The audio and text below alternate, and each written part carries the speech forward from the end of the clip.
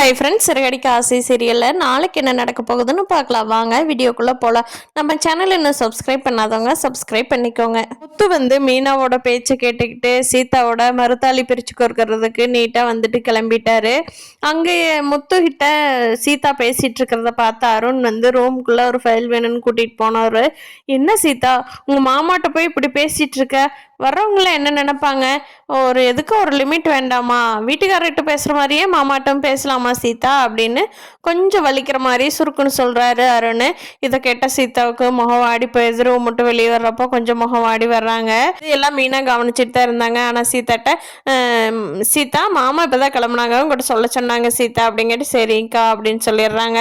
எல்லாரும் கிளம்பி போயிடுறாங்க விசேஷ வீட்டில் இருந்து.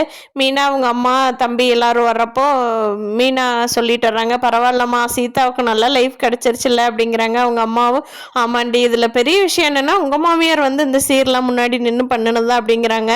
அதுக்கு அவங்க மீனாவோட தம்பி இதில் ஏதோ விஷயம் இருக்குக்கா, ஆனால் என்னன்னு தான் தெரியல அப்படிங்கிறாங்க. ஆமாண்டா, எங்களுக்கும் அதே டவுட்டு தான் இருக்குது அப்படின்னு மீனா சொல்லிட்டு வர்றாங்க. ஆனாலும் பாரு மீனா, பெரிய மாப்பிள்ளைய நம்ம சின்ன மாப்பிள்ளை அருண் நல்லா கவனிச்சிக்கவே இல்லை, நீ கவனிச்சியா அப்படிங்கிறாங்க. ஆமாம்மா, எனக்கு கொஞ்சம் கஷ்டமாக தான் இருந்தது. சரி விடுமா, போக போக சரியாயிரும், ரெண்டு பேரும் இப்போ தானே பேசவே ஆரம்பிச்சுக்கிறாங்க அப்படின்னு சொல்லி மீனாவே அவங்க அம்மாவை சமாதானப்படுத்திடுறாங்க. ரோஹிணி அவங்க பழைய பாஸ் பணம் கேட்டதுக்காக அநியாயமாக மனோஜோட வியாபாரம் ஆன அதாவது சீட்டுக்கு வந்த காசோட லாக்கரில் வச்சு லாக் பண்ணாங்க இல்லையா, அதை போய் கேமராவை ஆஃப் பண்ணிவிட்டு ரோஹிணி அந்த காசை எடுத்து அவங்ககிட்ட கொடுக்கலான்னு நினைக்கிறாங்க.